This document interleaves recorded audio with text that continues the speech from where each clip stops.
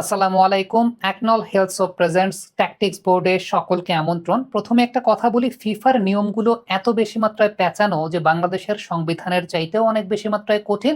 সেগুলোকে ডিকোড করতে মাথা খারাপ হয়ে যায়। তবে প্রত্যেকটা আইনের প্রয়োগ যখন করা হয় সেটা নিয়মের মধ্যে থেকেই প্রয়োগ করা হয়।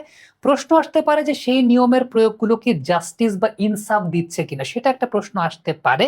তবে নিয়মের মধ্যে থেকেই করা হচ্ছে। মোহাম্মদ সালার যে পেনাল্টিটা দেওয়া হয় নাই, এটাও নিয়মের মধ্যে থেকেই করা হয়েছে এবং সিমিলার কারণে হ্যারি কেইন কঙ্গোর সঙ্গে একটা পেনাল্টি পান নাই। দুটো ইনসিডেন্টই আসলে সেম। এখন এটা বিশ্লেষণ করার আগে বিশ্লেষকের পয়েন্ট অফ ভিউ থেকে আপনি যদি আমাকে জিজ্ঞেস করেন যে এটা কি আসলে ইনসাফ দেয়, আমি বলবো যে না, ইনসাফ দেয় না, কিন্তু আসলে নিয়ম যেটা সেই নিয়মটাই তো অ্যাপ্লাই করতে হবে। রেফারি সেই নিয়মটাই অ্যাপ্লাই করেছেন এবং ওই নিয়ম অনুযায়ী খেলাটা হয়েছে।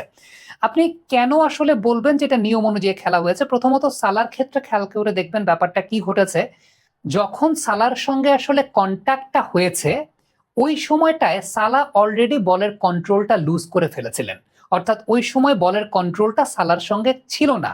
মানে আবারও যদি একটু লক্ষ্য করে দেখেন, একদম শুরু থেকে বলটা সালার পায়ে প্রথমে ছিল।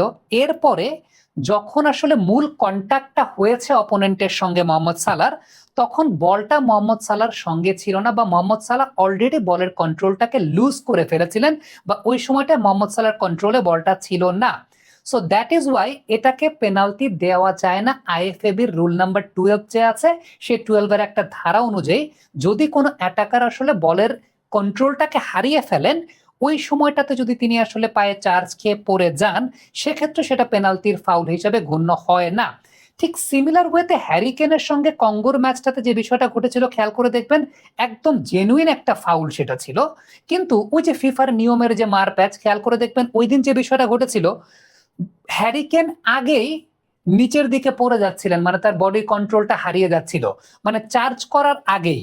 এক্ষেত্রে ব্যাপারটা সেম। আর্জেন্টিনার এই ম্যাচের সঙ্গেও হ্যারিকেনের ব্যাপারটার মিল রয়েছে। আমরা পাশাপাশি যদি একটু লক্ষ্য করে দেখি, ওই দিন যে বিষয়টা ঘটেছিল যে হ্যারিকেন অপোনেন্টের গোলকিপারের সঙ্গে সংস্পর্শে আসার আগেই তার বডি পজিশনটা নিচের দিকে চলে গিয়েছিল, তার মানে তিনি বডি কন্ট্রোল হারিয়ে ফেলেছিলেন।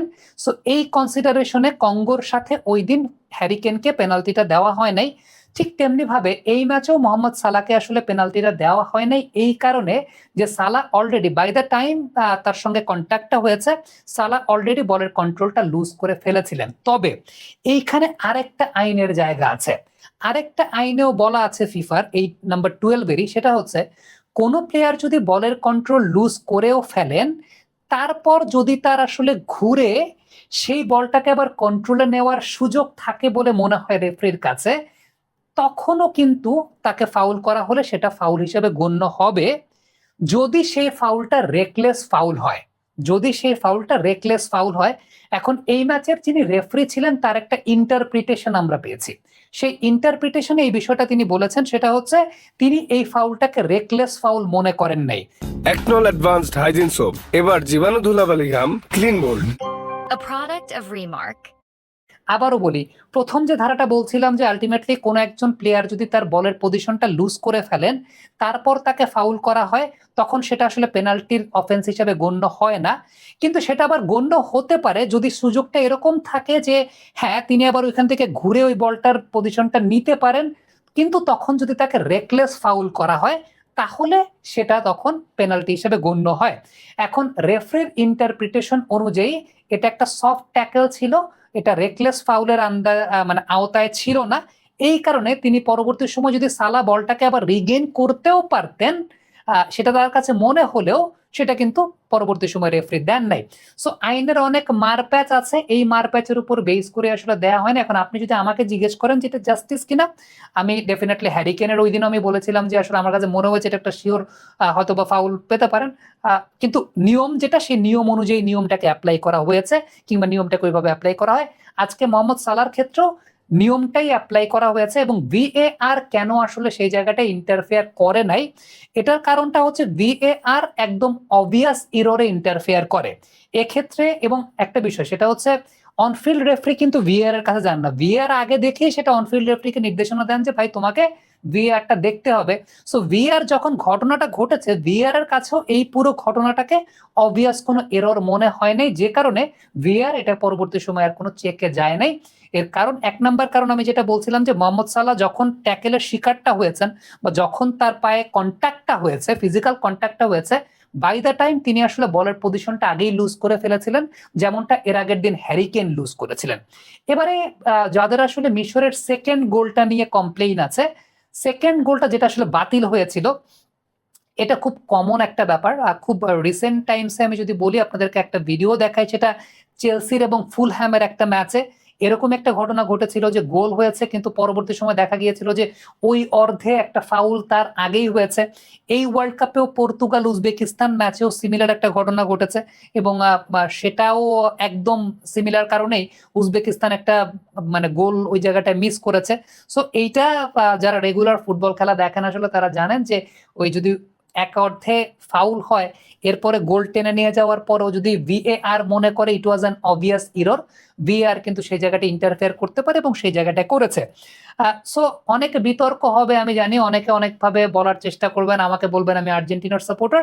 না, আমি আর্জেন্টিনার সাপোর্টার নাই। এর আগের একটা ভিডিওতে আমি এটা ক্ল্যারিফাই করেছি। প্রথমত একদম বংশ পরম্পরায় আমার পরিবারের সবাই ব্রাজিলের সাপোর্টার, কিন্তু আমি যখন একটা পর্যায়ে প্রফেশনালি কাজ করা শুরু করেছি তখন আসলে কোনো সাপোর্ট করার তো প্রসঙ্গের জায়গা নাই। আমি আপনাকে নিয়মটা বোঝালাম যে নিয়মটা আসলে এইটা। এখন এই নিয়মটা আসলে জাস্টিস দিচ্ছে কি দিচ্ছে না, এই নিয়মটা ইনসাফ দিচ্ছে কি দিচ্ছে না, সেটা তো অবশ্যই একটা প্রশ্নের জায়গা। আমার কাছে মনে হয় যে ফিফার এই যে এত লর কমপ্লিকেসি, সব ল আসলে জাস্টিস বা ইনসাফ আসলে হ্যারি কেনের সাথেও যেটা হয়েছে, এই দিন মোহাম্মদ সালাহর সঙ্গে যেটা হয়েছে, ইনসাফের জায়গা চিন্তা করলে ডিবেটের জায়গা আছে, বিতর্ক আমরা করতে পারি, কিন্তু যেটা অ্যাপ্লাই করা হয়েছে সেটা নিয়মটা অ্যাপ্লাই করে করা হয়েছে। That is the thing. Comment বক্সে আপনাদের মন্তব্য মতামত জানতে চাই, লিখে পাঠাবেন। সিমিলার কারণেই উজবেকিস্তান একটা মানে গোল ওই জায়গাটায় মিস করেছে। সো এইটা যারা রেগুলার ফুটবল খেলা দেখেন আসলে তারা জানেন যে ওই যদি এক অর্থে ফাউল হয়, এরপরে গোল টেনে নিয়ে যাওয়ার পরও যদি ভিএআর মনে করে it was an obvious error, VAR কিন্তু সেই জায়গাটা ইন্টারফেয়ার করতে পারে এবং সেই জায়গাটা করেছে। সো অনেক বিতর্ক হবে আমি জানি, অনেকে অনেকভাবে বলার চেষ্টা করবেন, আমাকে বলবেন আমি আর্জেন্টিনার সাপোর্টার। না, আমি আর্জেন্টিনার সাপোর্টার নাই। এর আগের একটা ভিডিওতে আমি এটা ক্ল্যারিফাই করেছি। প্রথমত একদম বংশ পরম্পরায় আমার পরিবারের সবাই ব্রাজিলের সাপোর্টার, কিন্তু আমি যখন একটা পর্যায়ে প্রফেশনালি কাজ করা শুরু করেছি তখন আসলে কোনো সাপোর্ট করার তো প্রসঙ্গের জায়গা নাই। আমি আপনাকে নিয়মটা বোঝালাম যে নিয়মটা আসলে এইটা। এখন এই নিয়মটা আসলে জাস্টিস দিচ্ছে কি দিচ্ছে না, এই নিয়মটা ইনসাফ দিচ্ছে কি দিচ্ছে না, সেটা তো অবশ্যই একটা প্রশ্নের জায়গা। আমার কাছে মনে হয় যে ফিফার এই যে এত লর কমপ্লিকেসি, সব ল আসলে জাস্টিস বা ইনসাফ আসলে হ্যারি কেনের সাথেও যেটা হয়েছে, এই দিন মোহাম্মদ সালাহর সঙ্গে যেটা হয়েছে, ইনসাফের জায়গা চিন্তা করলে ডিবেটের জায়গা আছে, বিতর্ক আমরা করতে পারি, কিন্তু যেটা অ্যাপ্লাই করা হয়েছে সেটা নিয়মটা অ্যাপ্লাই করে করা হয়েছে। That is the thing. Comment বক্সে আপনাদের মন্তব্য মতামত জানতে চাই, লিখে পাঠাবেন।